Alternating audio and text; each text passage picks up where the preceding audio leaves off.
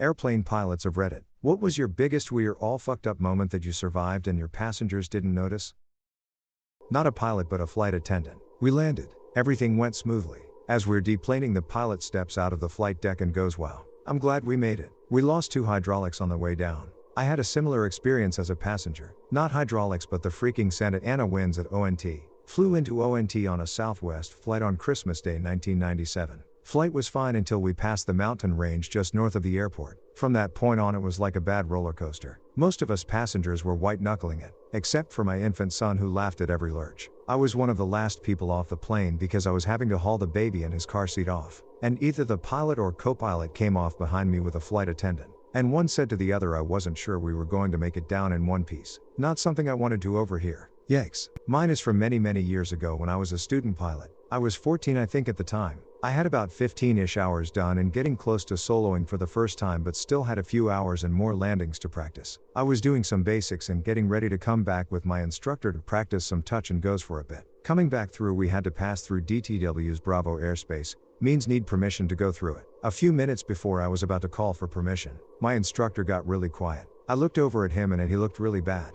I thought he was going to puke, so looking for a bag. But then I notice he isn't breathing. I figure out where I am at and call up DTW approach, declare a medical emergency and that my instructor was not breathing. I also told them I am a student and never landed on my own before, and never in a large airport. Detroit approach was amazing at helping me. They gave me an option for DTW or Willow, but Willow would have added a good 5 to 10 minutes since I was coming in from the SE. Opted for DTW and they were great at giving me vectors while also getting the big jets out of the way. I remember hearing them tell several planes to go around and several more into a hold. Anyway, did my approach and made the most butter smooth landing I have ever made in my life, even till this day. Ambulance was right there on the taxi waiting for me. Turns out my instructor, who was only 25, had a heart attack. He ended up being okay. All in all, from first call to him in the ambulance was less than 10 minutes thanks to ATC and DTW Tower. Edit. Thank you so much, kind strangers, for the gold and silver. It's my first for both. I'm a CFI at this point and I'm flying with a student. We see a spider in the cockpit. I'm okay with spiders but I don't want it distracting the student, so I mash it. Student missed the spider but saw my movement and asked what it was. I responded it was a spider. I killed it as I'm glancing into the backseat area.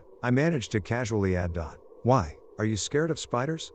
Without the student noticing the break in the sentence. Turns out the student is scared of spiders. For the rest of that flight I squished spiders behind my student's back as they came forward from the nest I had just spotted in the back of the plane. He never knew. I was in the process of getting my PPL, private pilot license, and I was flying circuit solo. Before I took off, the CFO of the flight school asked me if I was sure it was a good idea to fly. It's pretty windy. I was flying a Cessna 152 on a day with wind pushing 15 kts and turbulence around 20. I honestly don't know what I or anyone at the flight school was thinking letting me, 16 years old, take off. Anyways, a few bumpy circuits go by with no problem. I actually got some great practice landing in turbulence. So the last circuit of the day, I'm on final with full flaps doing the absolute minimum speed for approach in a 152. Not taking into consideration that the air is super turbulent. For those who don't know, when it's bumpy you should be going a little faster on approach than usual. Anyways, I'm quite close to the ground, maybe 300 to 400 feet, and I can hear the wind blowing over the sound of the engine.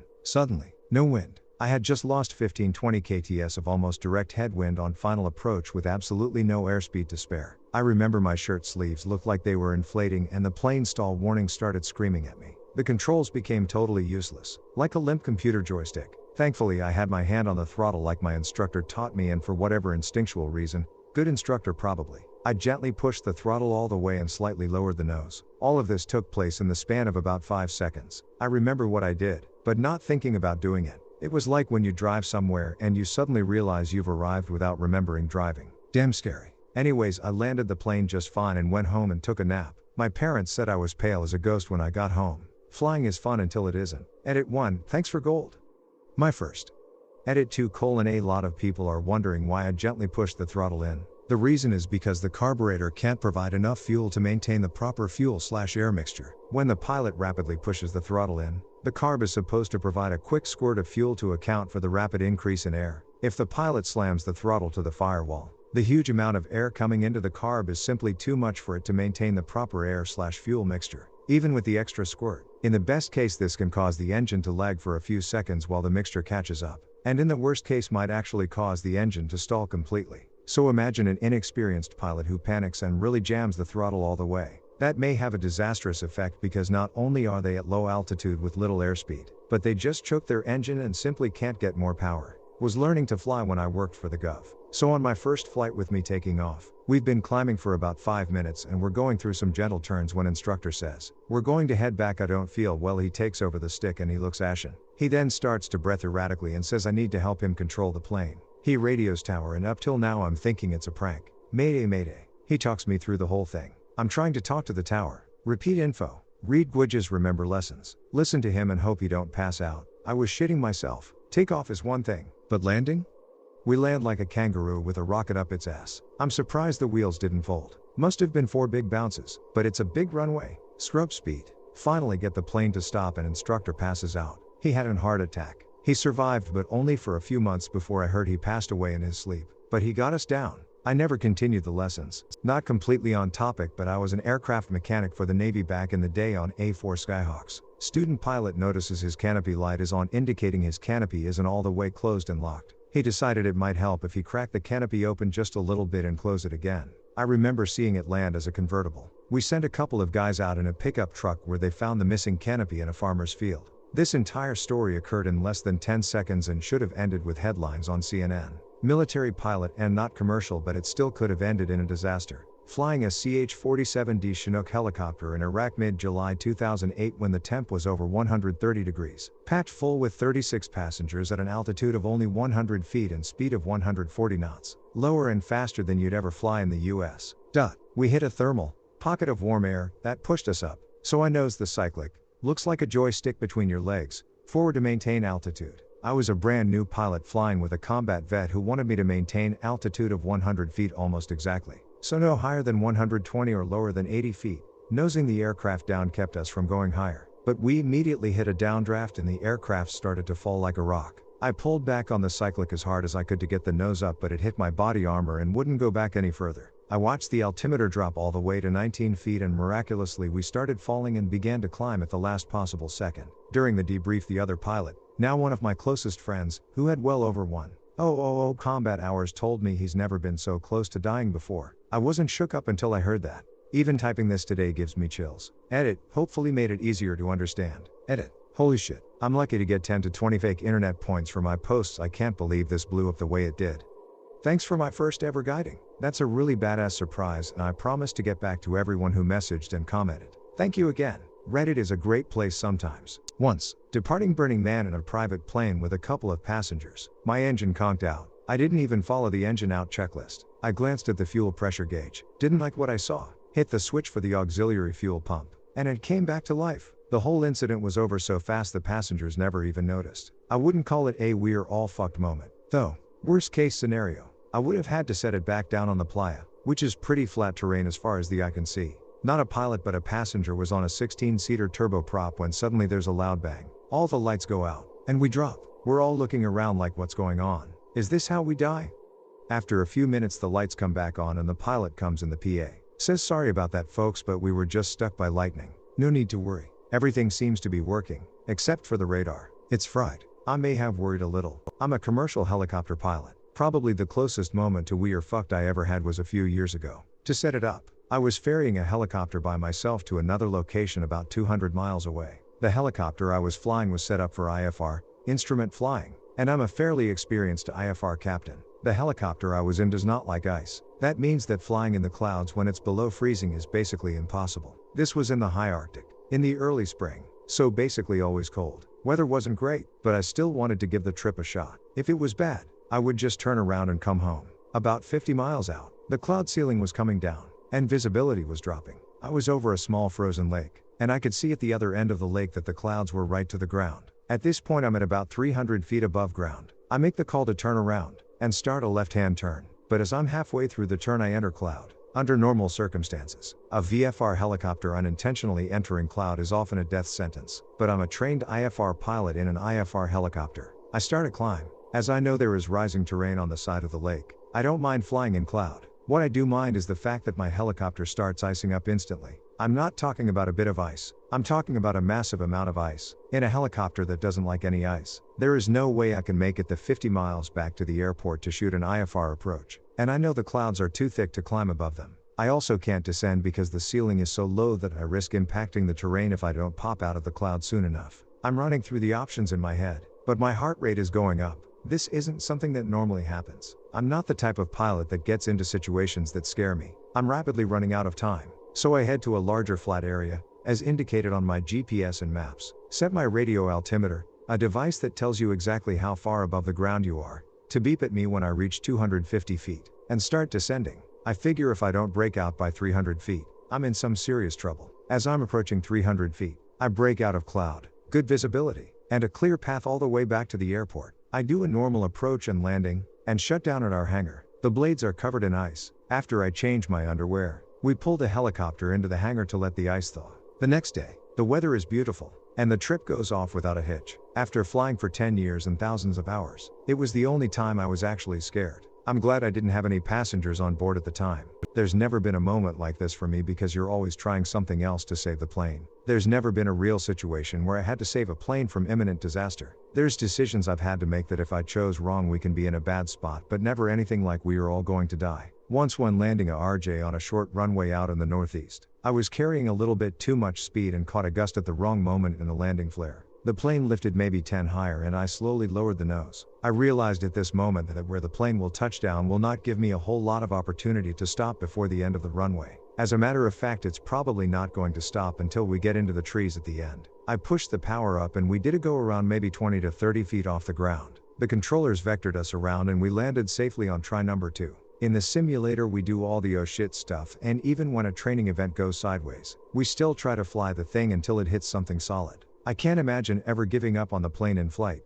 There's thousands of decisions made every day on flights by pilots that prevent a difficult situation from becoming dangerous. Flying these days is very cautious and conservative. Safety is always first and nothing is allowed to ever slide. Commercial pilot here. Not the most exciting story, but because there aren't any good ones yet I'll reply. I was flying myself and 3 passengers over the Appalachian Mountain on a clear day. We hit some mild turbulence and the door opened to the cabin. The passengers all started panicking, so I basically said, chill out guys, this happens all the time, and tried closing the door. I couldn't get it shut while also flying the plane, so I simply landed at a nearby airfield and closed it on the ground. After the trip was over I told the passengers that was the first time that had ever happened to me and I was slightly panicked as well. Edit, I can answer any other questions while I'm here since many of you have DM'd some. Uncoordinated turn and all the fuel went to one side of the plane. Choked both engines. Sputtered and cut out. 3,000 feet high. So brought back the coordination and pointed down a bit. The started back up. Yikes. Edit, well this got some attention. Some clarifying points.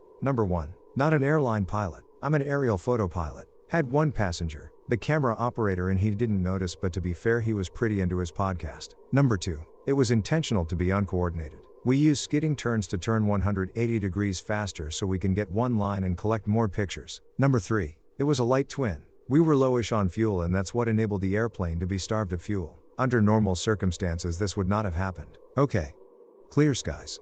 Adios. This was about 7 years ago now. I took my brother and 2 cousins up for a short sightseeing flight one morning in a Cessna 172. I knew there was some weather coming in, so I wanted to get it over with quickly. About 20 minutes and I noticed the clouds getting worse and then some lightning off in the distance. Definitely time to head back. Heading back I radioed my intentions. Uncontrolled airport but with an FBO. And someone radioed back with the current winds. It didn't compute what they said. And in retrospect I should have asked for clarification. Get back to the airport and as I'm on final I realized just how bad the wind is. Having a hard time keeping on centerline and eventually go around on the first try. By now I'm starting to sweating bullets and planning on rerouting if the next attempt doesn't go well. I make sure to turn the intercom off so my cousins in the back can't hear how panicked I'm becoming. Though I did keep my cool through the whole thing. On second attempt I've got the rudder pegged to the left and managed to get the wheels on the ground safely. I taxi to park, shut down, jump out, and start shaking with adrenaline and let out a huge sigh of relief. Cousins had no idea what just happened. It was just an exciting flight to them. My brother kind of knew what was going on, and I let him in on what I was thinking later. Apparently I had an audience of guys from the FBO watching me as well. Probably yelling at me to go somewhere else. I'm honestly surprised sometimes I managed that landing with no incidents, especially since that was basically my first crosswind landing. I'm an airline pilot now, but my first job was flying banners. I have another good banner tow story, but I've told it before. I didn't have passengers, but I had viewers, and from their perspective, nobody noticed. One day as usual I was given the job of heading to a fairly distant location, unpacking and setting up my banner. and picking it up and flying it. Setup went like it usually does, and I took off to pick the banner up. In banner towing, the way it works is you've got a grappling hook at the end of a cable that's attached to the tail of the aircraft. You take off without the banner attached, and come back around, swooping down steeply toward a loop of rope you have set up on the ground held up between two posts, running down to the banner. At the last second, you yank the plane back skyward, and the hook is supposed to swing between the posts and hook the rope. On my pickup, I felt the satisfying pull of the banner as I leveled off, but something was wrong. It was pulling hard to the left side. A quick look to my left showed that I had missed with the hook, and instead caught the banner rope loop with my left main wheel. Even worse, instead of sliding up the gear leg to the fuselage, the rope had caught down near the wheel. I had been provided a steak knife for the purpose of cutting the rope, but there was no way I was going to be able to reach that rope. The plane was yawing hard, but it was under control, and I flew slow circles around the airport while I thought about my options. I could always try to land the plane with the banner attached, but from what I'd heard, that usually results in the plane tipping over onto its nose, ruining the engine and propeller at the very least, and probably causing a lot more damage, not to mention the risk to my own life. I couldn't cut the rope because I didn't have the reach. Then I remembered what I did have a small tool kit and a roll of duct tape in the pocket behind my seat. I thought about what I could use those to do, and it occurred to me that the empty second seat behind me also had a metal tube control stick. Well, it would be worth a shot. I controlled the plane with my knees while I reached behind my seat to get the toolkit. Only a single bolt and nut secure the control stick to the tube below, but I had to access it blind, reaching below and behind me while also controlling the plane. After a couple of guesses as to which size socket to put on the ratchet, I had a good grab, and managed to get the nut off and extract the screw. A brisk pull-up dislodged the control stick. It was working. The stick was a couple feet long and I figured it would be enough to reach out the window and down to the rope. Still flying with my knees, I stuck the steak knife handle into the bottom end of the control stick, and wrapped a bunch of duct tape around the joint until I felt it would be secure. It was time to give it a try. I lined back up for my pickup sight and reaching as far out the left window as I could, while fighting the slipstream. I could just contact the rope. When I reached my target, I started sawing wildly at the rope, but it sliced through with surprising ease. I felt the plane lurch as the banner dropped back down to earth. I landed the plane and took a few minutes to breathe, thinking about what had just happened, and then what to do next. It occurred to me that I could tie a knot in the rope and just pick it up again. And that's what I did. Suffice it to say I was a bit more careful this time, and everything went as planned. From the ground, the only thing anyone would have noticed is that a banner plane picked up a banner and just stayed in the area for a while, dropped the banner, then picked it up again and headed off. Long time ago, back in 1989, I was a first officer on the 747-100. We pushed back from the terminal in Anchorage and taxied out for a departure to Narita, Tokyo. We were full of people and very close to max takeoff weight. At the end of the runway, it was my takeoff. I stood on the brakes, stood the thrust levers up and the engineer set full takeoff power, released the brakes and off we trundled. And we rolled, and rolled and rolled down the runway. It was not sparkling acceleration by any means, as the end of the runway loomed into sight and takeoff speed still some distance away. With the lights going, red, white, red, white, red, red, red, the captain said, and I quote, "Best you rotate."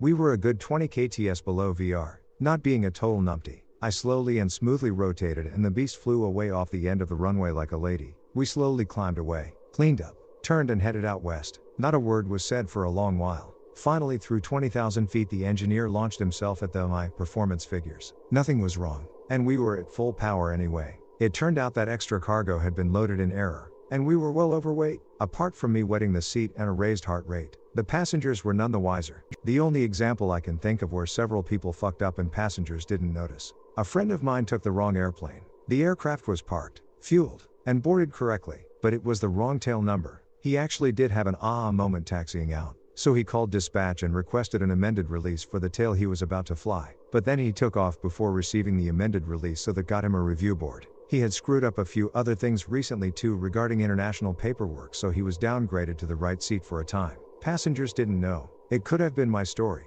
but every time I sat down in the cockpit I checked the tail number versus the release. In one case where there was a mismatch, the passengers did notice because the aircraft were swapped at the gate, causing a delay. I wasn't the pilot, but I was a passenger on a glider. For those who don't know, gliders cannot get off the ground on their own. For this glider, we needed a tow plane, a 172. The 172 has a tow hook that they clip into our nose. When we want to release, we go through a release procedure. The pilot in the 172 dips a wing to signal the release. He slows down. We dive. This creates slack. We nose up, then release the tow cable. The Cessna flies on its merry way and we glide. And #X200B? Well, during the release procedure, Something went wrong and the cable could not be released. The glider pulled on the tail of the Cessna and caused a ton of chaos, as flying a 172 with a glider that isn't synced with your motions is incredibly hard. Luckily we both made it back in one piece, but that could have very well caused the 172 to stall and crash, and we would be dragged down with them, watching helplessly.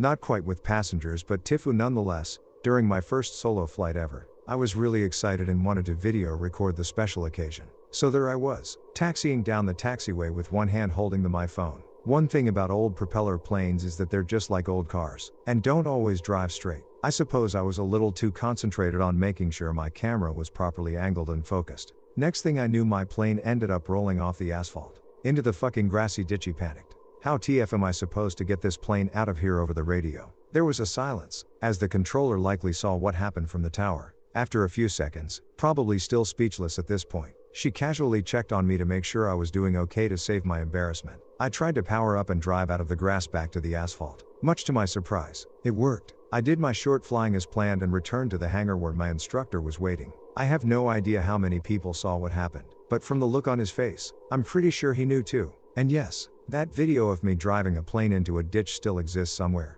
I suppose this is the airplane equivalent of don't text and drive.